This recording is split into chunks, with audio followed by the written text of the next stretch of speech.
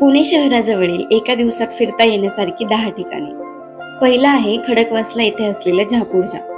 हे एक 7 एकरमध्ये पसरलेलं म्युझियम ऑफ आर्ट आणि कल्चर सेंटर आहे.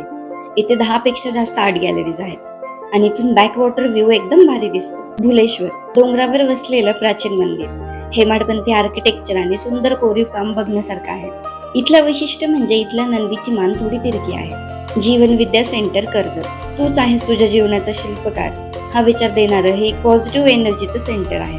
इथे बर्थडे किंवा अॅनिव्हर्सरी एक वेगळ्या पद्धतीने सेलिब्रेट करू शकतात. इथे वन डे पॅकेजेस सुद्धा अवेलेबल आहेत. गजानन महाराज मंदिर. इथे आल्यावर तुम्हाला शेगाव मंदिराची नक्की आठवण येईल.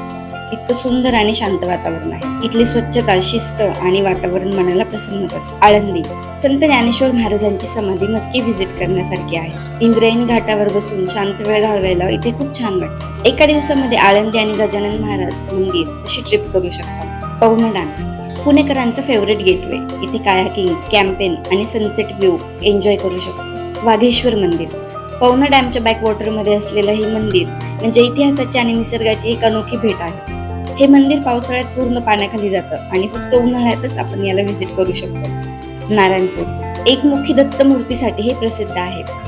बाजूलाच नारायणेश्वर टेम्पल पण आहे. हे मंदिर काळ्या पाषाणात हेमाडपंथी शैलीत बांधलेलं असून मंदिराचं कोरीव काम मनाला खूप उभारी देतं. केतकावळे बालाजी मंदिर. हे प्रति बालाजी मंदिर म्हणजे दक्षिण भारतातील तिरुपती बालाजी मंदिराची हुबेहूब प्रतिकृती आहे. इथे मंदिरामध्ये मोबाईल अलाउड नाहीये, तो तुम्हाला बाहेरच सबमिट करावा लागतो. त्रिमंदिर हे पूर्णपणे पांढऱ्या शुभ्र संगमरवरी दगडापासून बनवलेलं आहे. या मंदिराचं मोठं वैशिष्ट्य म्हणजे इथे जैन, शैव आणि वैष्णव या तीनही धर्मांचे प्रमुख देव एकाच छताखाली आहेत. इथे सुंदर गार्डन आणि लहान मुलांना खेळायला पार्क सुद्धा आहे. एका दिवसामध्ये नारायणपूर, केतकावळे, त्रिमंदिर अशी एक परफेक्ट वन डे ट्रिप करू शकता.